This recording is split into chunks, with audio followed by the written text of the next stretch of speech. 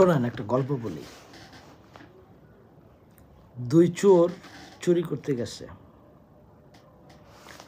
তো দেয়ালটা ছিল একটু নরম, দেয়ালটা ভেঙে এক চোর মারা গেছে। এখন আরেক চোর আদালতে মামলা করছে বাড়িওয়ালার বিপক্ষে। তো মহামান্য আদালত বাড়িওয়ালাকে ডাকাইলো যে এই বাড়িওয়ালা তোমার ফাঁসি হবে। বাড়িওয়ালা বলল কিসের ফাঁসি?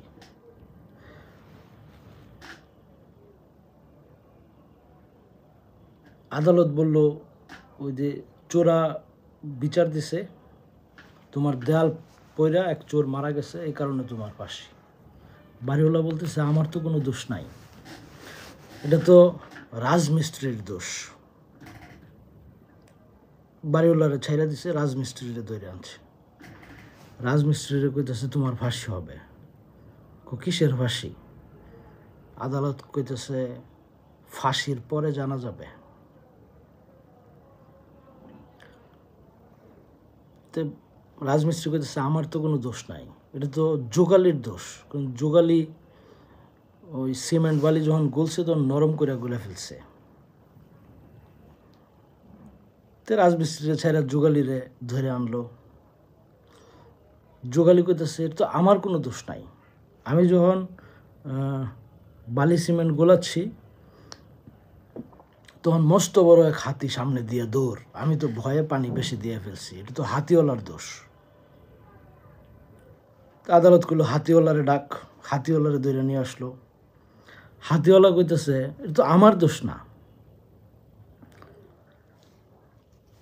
আমার হাতি লই আমি যাইতেছি, এক মহিলা স্বর্ণের গয়না পরে ঝুম ঝুম আওয়াজ দিয়া দিয়া যাইতেছে, এই স্বর্ণের আওয়াজ শুনে আমার হাতি গরম হয়ে গেছে, হাতি দৌড় দিছে। তো হাতিওয়ালা কইতেছে আমার তাহলে এনে কোনো দোষ নাই। আদালত করলো ঠিক আছে তুমিও খালাস, ওই স্বর্ণকারের মহিলারা ডাক।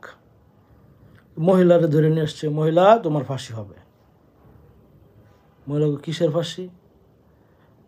কয় যে তোমার ইয়া পইরা দেয়াল পইরা লোক মারা গেছে, তোমার ফাঁসি। মনে করছে তো আমার দোষ না, তো স্বর্ণকারের দোষ। তো স্বর্ণকারের নিয়ে আসছে, স্বর্ণকারের আর কোনো জবাব নাই। আদালত ঘোষণা দিল স্বর্ণকারের ফাঁসি দাও। তো স্বর্ণকারের ফাঁসির মঞ্চে লয়ে গেছে। ফাঁসির যে দড়ি, ওই দড়ি হলো মোটা, স্বর্ণকারের গলা চিকন,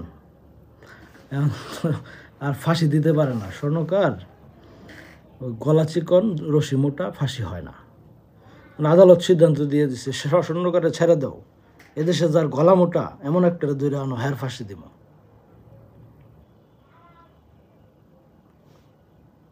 তো খুঁজতে খুঁজতে খুঁজতে খুঁজতে এক ইমাম সাহেবের খাদেমরে ধরে নিয়ে আসছে,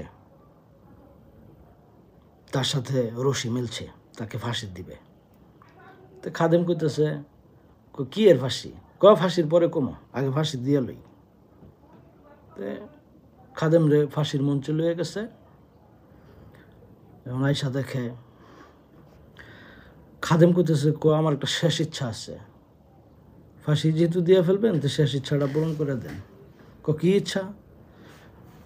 আমার ইমাম সাহেব হুজুর একটা কথা কইছিল, আমি তো কথা রাখি নাই, তো ওনার কাছে মাফ চাইতে যাব। ঠিক আছে যাও। তো সে যায় ইমাম সাহেব হুজুরে বলল যে আমার গলার তো ফাঁসি আইসা করছে। ইমাম সাহেব হুজুর কইতেছে আগেই না করছিলাম যে দেশে তেলের দাম আর ঘিয়ের দাম সমান, ওই দেশে কোনো ইনসাফ নাই, ওইখানে যায়ও না।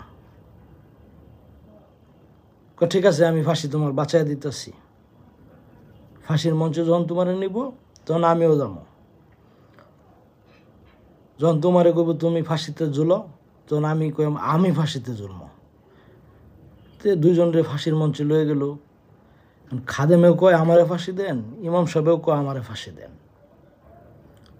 বিচারক একটা রাজা একটা টেনশনে পড়ে গেল, কি ব্যাপার দুইজনই ফাঁসি চাইতেছে। তখন ইমাম সাহেব কইতেছে এখন যদি মরি তাহলে বিনা হিসাবে জান্নাত, এখন রাজা কইতাছে এই সুযোগ মিস করা দেব না, খাদেম রেও একদিকে সরাও, ইমাম সাহেব রেও একদিকে সরাও, ফাঁসি আমারে দাও। এগুলো ভাই মগের মূল্যক। এই যে 21শে আগস্ট গ্রেনেড হামলাতে 24 জন মানুষ মারা গেছে, এটার কি বিচার হয়েছে আদালতে? বড় বড় কথা বলা যায়, কিন্তু রাষ্ট্র পরিচালনা করাটা অনেক কঠিন।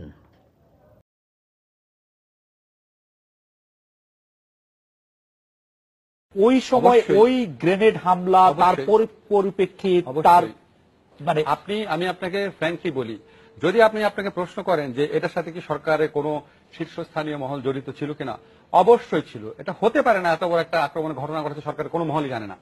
সেকেন্ড কোয়েশ্চেন, আপনি যদি বলেন বিএনপি কি এই হত্যার ঘটনা 21শে আগস্ট আক্রমণের ঘটনা ধামাচাপা দিতে চেয়েছে, অবশ্যই চেয়েছে।